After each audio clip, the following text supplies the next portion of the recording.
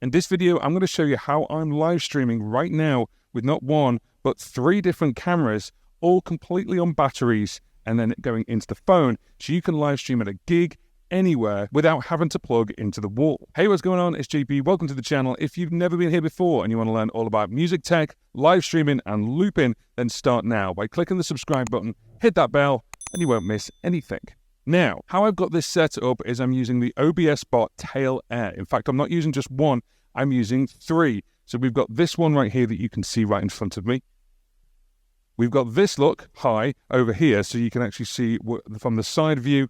And then the third one is actually just here, and we've got it pointing at my looper. You can just see that one just here. It's just in the corner here. Now, how am I doing this? I'm using the OBS bot Tail Airs. I've got 3 of them. They're all connected to the OBS bot Live app. It's live streaming right now on YouTube, and then I'm going to cut it up so you don't get the waffle. But the other way you can control it other than the phone is the OBS bot remote, and this can control the 3 cameras, the position of the cameras because they can move, but also you can control the scenes. Now, I've set up each camera as I want, and you can move it because it's got a gimbal, and I've moved it with the remote control. So then all we do is connect the 3 cameras up. They're all connected wirelessly. The phone's just connected to my Wi-Fi, but you can do this on 4 and 5G as well. And as well as the 3 camera looks, so we've got this one, and then of course we've got this one at the bottom. You've also got a couple of different scenes. So we've got this scene where we've got 3 split, and we can do that no problem. This works both in landscape and portrait as well, which is really cool.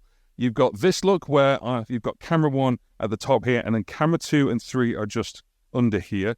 And then we've got this look where you can pick a background. I picked this background and just have this look where you've got the full cameras of all 3 evenly spaced out, which is quite nice. Now, the audio that you're listening to is actually my system, my looper and my PA, and that's going into this camera right here. So I can still hear the PA, and I've got a headphone out from the Mackie Showbox going into the TRS mic input of the camera.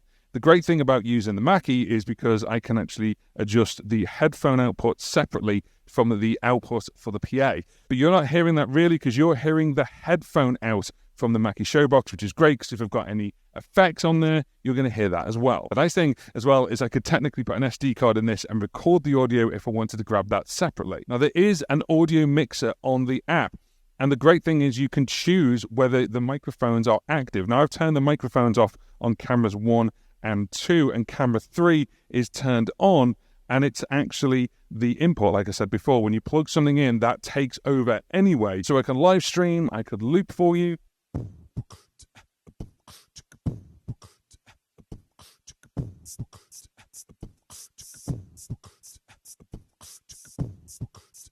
I could change the look. So you've got a view of the looper, you've got a view of me playing guitar if I was playing guitar. And this is fantastic because all of this is on batteries. Now, while you're thinking about different ways of setting these amazing cameras up in your space or at a gig, then I want to talk to you about today's sponsor, which is DistroKid. If you're making music and you want to put it out there in the world, then DistroKid can help you. You upload your music to them and they push it out to all the online stores and digital streaming sites that are around the world. You've got the big hitters like Spotify, Apple Music, Amazon, Tidal, Deezer, Pandora, iHeartRadio, loads of others as well that you may not even know exist. Now, most music distributors charge you for every time you release some music. So if you release a single, an EP, an album, they charge you for every single release. DistroKid don't do this. They charge you one price per year, which starts at $22.99. Now, they have a couple of different tiers. I'm on the Musicians Plus tier, which is $39.99, and with the link that's on the screen now, it's also in the description box of this video. We can give you 7% off your first annual membership with DistroKid. You can even upload stuff on the go with their new app, which is available on both iOS and Android. So if you're creating stuff on, say, a tablet and you don't have a PC or Mac, then you can still upload to DistroKid. Thank you very much to DistroKid for sponsoring this live stream. Let's go back over there, and I want to show you 1 or 2 things with this camera. So if you're a band who are doing a live stream at a gig at the same time as playing the gig, you can just get 1, 2, or 3 of these cameras and then wirelessly connect it to the phone and just start live streaming. Now, that's stage 1. Stage 2 takes it even further because remember, the OBS bot Tail Airs can follow you, so they can actually track you. So I'm not going to do it with these 2, but I'm going to do it with this one right here, and I'm just going to pop my hand up. And what we do when we do that is it changes it from normal camera into tracking. So I'm just going to move around. Now, I'm only in this room right now, but if you're on stage, you want to track the lead singer, you want to track the guitarist, you could have one camera looking at the guitarist, one camera looking at the lead singer, one camera looking at the drummer, and you've got a fantastic performance. So just for experimentation reasons only, what I'm going to do is I'm just going to put my hand up and then it's going to start tracking. So both of them have now gone blue. What that means is it's a little blue line underneath. What that means is they're both tracking. I'm just going to move away from the microphone so you won't be able to hear me. I'm just going to move around the room just to prove to you that this tracks with both cameras at the same time.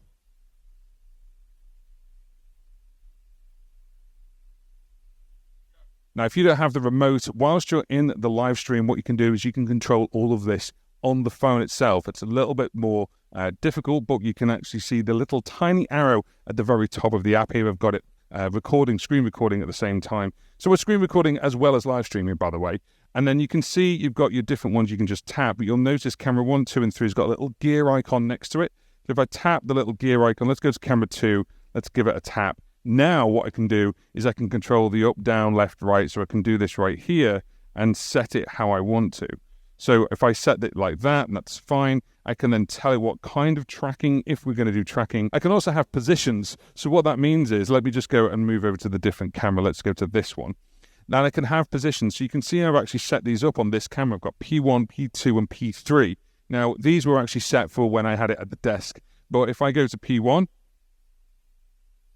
and then if I go to P2, moving down over to looking at the looper there, and if I go to P3, you can actually see there's the camera there. So the great thing is I can actually reset these. So you've set them up at home, you've set them in, or you've set them up in the venue before the gig, and then you can actually keep them where you want them. However, if there is a specific place you want, you've got the little up, down, left, right, and we can just tap it, and we can put it where we want. We can zoom in, we can zoom out. So let's zoom in a little bit. You can also see in the bottom left-hand corner, you've got two little sliders. And then if you tap on there, this is things like your ISO, your white balance. So if you want to get them looking exactly the same, you want to get them really, really smart, you can do that and you can change the style and then save it. On the left-hand side, we've got the home. If I click that, it'll stop live stream, so we're not doing that. If I click this one, the second one down, you've got a blur effect. So we can bring this in, and what it does is it tries to figure out what's around you and then blurs it out. You probably won't want that as a musician. And then you've got filters, which we can put on so it can change the look of it. So we can add slight filters, which is really, really cool. And then the last one is the mixer. And then the mixer actually goes over, obviously, we've discussed this, where I'm only using one camera, which has got a jack input in. So therefore, it's not using the microphone. And I've turned the microphone off on the other two. And the great thing is, if you have it always open, it means it's always open no matter which camera you use. Whereas if you were doing like an interview and you want to just move from one camera to the other, you can do AFV, audio follows video. So therefore, as you change the video source, the audio source changes as well.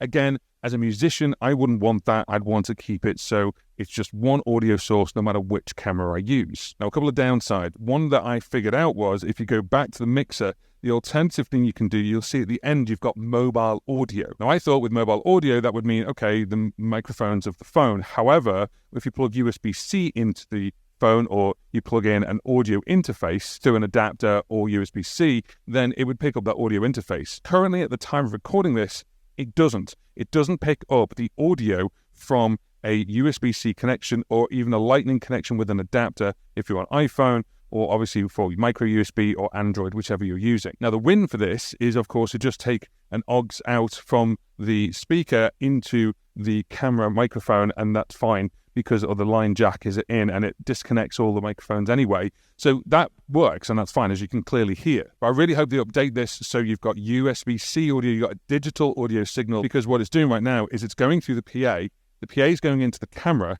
and then the camera's streaming that back to the phone to live stream. It would just take out an extra step if the audio is going straight into the phone already, and then that just goes straight out. But having said all of that, it's a really solid connection. If you took a little bit more time, I could maybe with this camera lock it so then if my hand goes in front of it, which it does right now, then it'll go, oh, focus on that. I could lock the focus to just the pedal board. I could change the white balance so the white balance looks exactly the same.